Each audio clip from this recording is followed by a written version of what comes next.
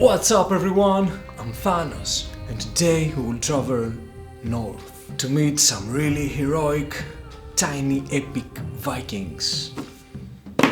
So, let's dive into the AM who is sponsoring this video and sent me this amazing t-shirt. Into the AM is a team of artists and creators based in California who see clothing as a canvas to express what drives you.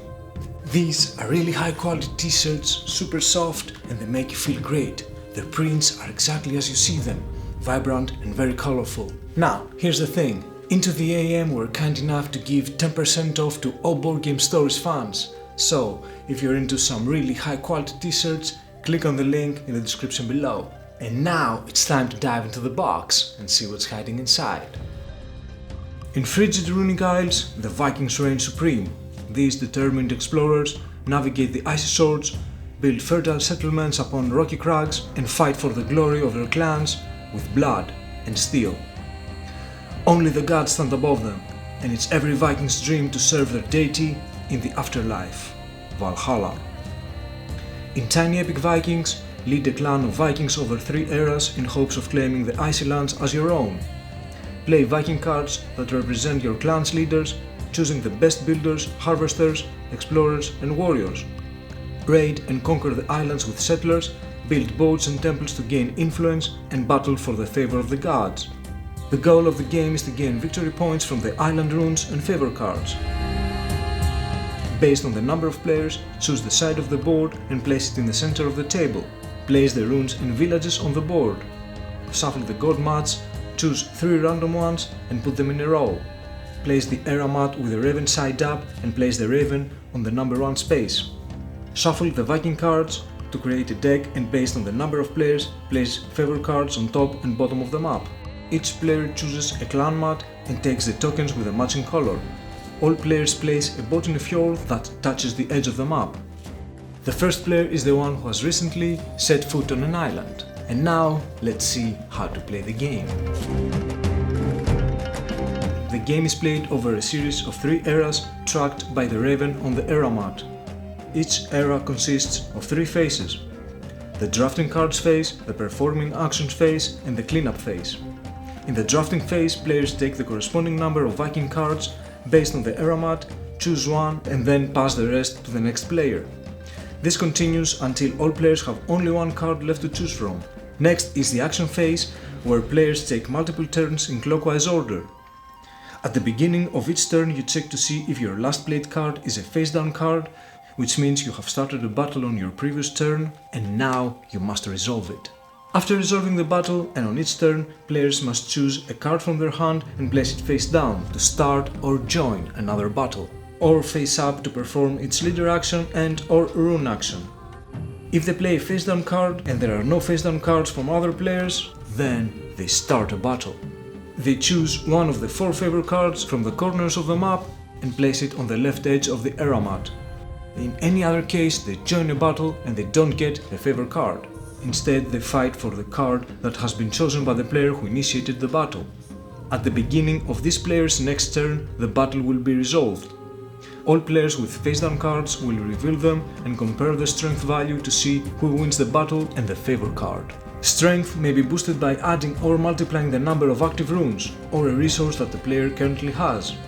The winner of the battle will take the favor card and place it face down on the top of their clan mat. The runes on the card count towards the endgame scoring, and the resources shown in the bag are gained immediately. The losers who have heroically fallen in battle will go to Valhalla and gain the Valhalla boon according to the active rune on their Viking card. But the fury of that god rises, and the fury marker will go up by 1 space. When you are the only player to resolve the battle, the invaders will see it as an opportunity to attack, and only you can fight and defeat their leader. Reveal the top Viking card from the deck and compare the strength values. The invader's strength can be boosted by the runes of all previously played invader cards and by the steel cost that they can always pay, because the invaders are always prepared for battle and they have the required steel to do so. If you defeat the invaders, you gain the favor card, and the rune on the invader's card increases that god's fury by 1. In case of a loss, the favor card is returned to its original position and you may perform your god's Valhalla boon and increase their fury by 1. In case of a tie, apply losses for both parties. The map contains islands surrounded by fjords.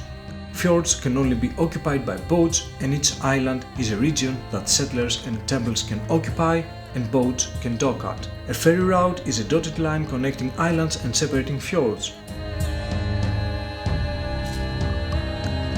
If on their turn players play a face-up card, then they perform its leader action, and if they have the required amount of active runes from island or Viking cards, they may perform the card's rune action. If they choose to sail, players move their boats on the map. They can sail to adjacent fjords or docks, and they can move from an island to an adjacent one using a ferry route. If a player moves to a dock, they may deploy settlers to this island by paying the required amount of food, and if they wish, they can go for a walk and raid a village. You know, simple everyday stuff. If they raid a village, they pay the cost of steel listed on the era map and take the village token. They can use it to dedicate a village, which means they may perform one dedication action of the 4 available on the era map and increase the God's Fury by 2. After deploying settlers and raiding villages, players check to see who has the most influence depending on the number of settlers, temples and boat at the docks. The player who has the most influence on the island will take the active rune from the island if there is no other player present, or steal the island's active rune from the player on the island with lesser influence. Either way, this will increase the God's Fury by 1. Players, after settling down, raiding villages and infuriating gods, they can also live in peace and harvest the land. They gain the resources shown on their map, and they may also gain bonus resources if they have built boats or temples. To build boats or temples, players should pay their cost in wood. The boats are placed onto a fjord adjacent to any region they occupy, and the temples are placed on an island where they have at least one settled there. After the leader action, players may perform the rune action listed on the card if they have the required number of active runes from islands they control and Viking cards they have played.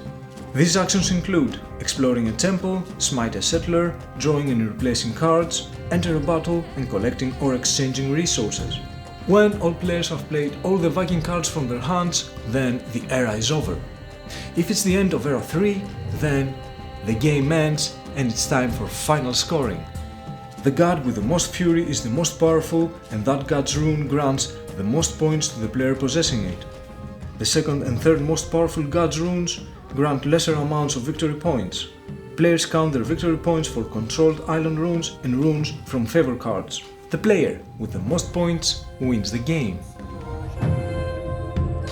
There is also a 2-player variant, a solo mode, and a Tiny Epic mini expansion, the Shamans, which includes 2 additional gods, Loki and Hel, new cards, the Shamans, that have attributes that make them quite different from other Viking cards, and finally cairns that represent wild runes. That's nice. Well, this was my story of Tiny Epic Vikings.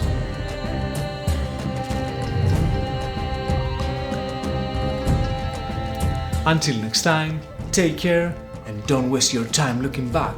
You're not going that way.